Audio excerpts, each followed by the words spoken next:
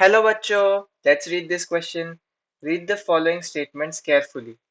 पहला स्टेटमेंट है primary succession is a very slow process taking thousands of years for the climax to be reached. दूसरा statement है energy at higher trophic level is always more than at a lower level. तीसरा है bacterial and fungal enzymes degrade detritus into simpler inorganic substances. This process is called fragmentation. और चौथा है all succession whether taking place in water or on land proceeds to a similar climax community, the mesic. Which of the two above statements are correct? Correct statements ढूंढना है.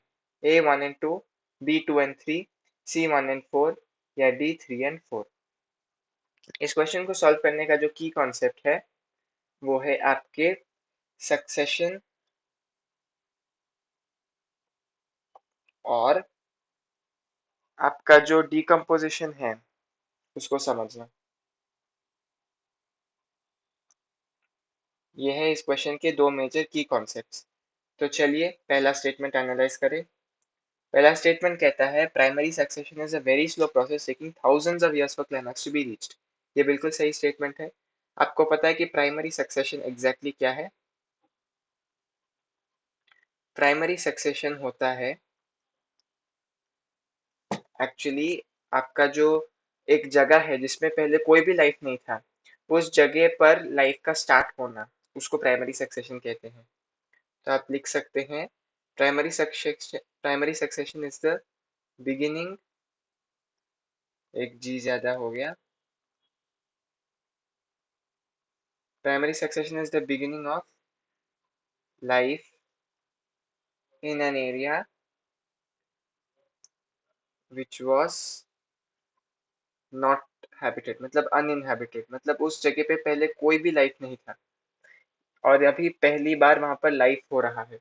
तो इसमें actually thousands of years लगता है और बहुत ही slow process है क्योंकि उधर सॉइल भी नहीं होगा. सॉइल को एरोड मतलब रॉक्स को एरोड होके सॉइल बनाना है. सॉइल पर आपके पहले तो लाइकेन्स ग्रो करेंगे, फिर मॉसेस ग्रो करेंगे, तो इसमें बहुत समय लगता है.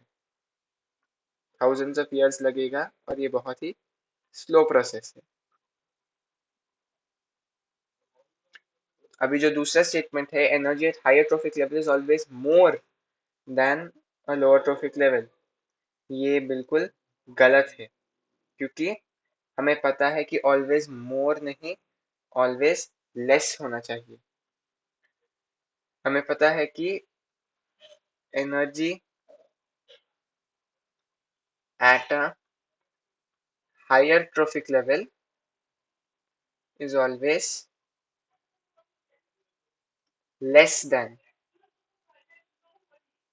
That at a lower trophic level. क्योंकि हमें पता है कि जब एनर्जी पास ऑन करता है लोअर से हायर ट्रॉफिक लेवल तक, तब से 10% का एनर्जी ट्रांसफर होता है, तब से 10% का एनर्जी ट्रांसफर होता है. तो ये गलत है. तीसरा स्टेटमेंट है bacterial and fungal enzymes degrade detritus into simple inorganic substances. यहाँ तक ठीक है.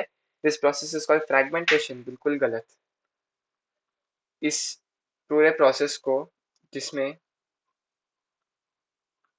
बैक्टीरियल और फंगल एंजाइम्स डिग्रेड करते हैं डेट्रिटस को, उसको हम कैटाबॉलिज्म कहते हैं. उस पूरे प्रोसेस को हम क्या कहते हैं? कैटाबॉलिज्म. यहाँ से डेट्रिटस को इनऑर्गेनिक सब्सटेंसेस में कन्वर्ट किया जाता है. अभी यदि हम चौथा स्टेटमेंट देखें, all succession whether taking place in water और on land proceeds to a similar climax community the mesic. ये बिल्कुल सही है क्योंकि हमें पता है कि चाहे हैबिटेट जीरिक हो मतलब ड्राइश हो या मिसिक या हाइड्रिक हाइड्रिक हो मतलब पानी से भरा हो, तो वो उसका जो क्लाइमैक्स कम्युनिटी होगा, उसका जो क्लाइमैक्स कम्युनिटी होगा वो मिसिक होगा, मतलब not too dry, not too wet. तो ये हो गया सही. चौथा स्टेटमेंट सही है। हमसे करेक्ट स्टेटमेंट्स पूछा है, आप क्लियरली देख सकते हैं कि जो 1 and 4 है, जो 1 and 4 है वही दोनों करेक्ट है। तो चलिए हम एक बार इस क्वेश्चन के सारे इंपॉर्टेंट पॉइंट्स को देख लेते हैं। प्राइमरी सक्सेशन होता है बिगिनिंग ऑफ लाइफ, एक जगह पे जहाँ हैबिटेशन नहीं थी, स्लो प्रोसेस है, थाउजेंड्स ऑफ ईयर्स है। एनर्जी एक हायर ट्रॉफिक लेवल में हमेशा कम होता है एक लोअर ट्रॉफिक लेवल के कंपैरिजन में, क्योंकि केवल 10% का एनर्जी ट्रांसफर होता है लोअर ट्रॉफिक लेवल से हायर ट्रॉफिक लेवल की ओर। बैक्टीरियल और फंगल एंजाइम डेट्रिटस को डिग्रेड करते हैं और उसके इनऑर्गेनिक सब्सटेंसेस में बदलते हैं, इस प्रोसेस को हम कैटाबॉलिज्म कहते हैं।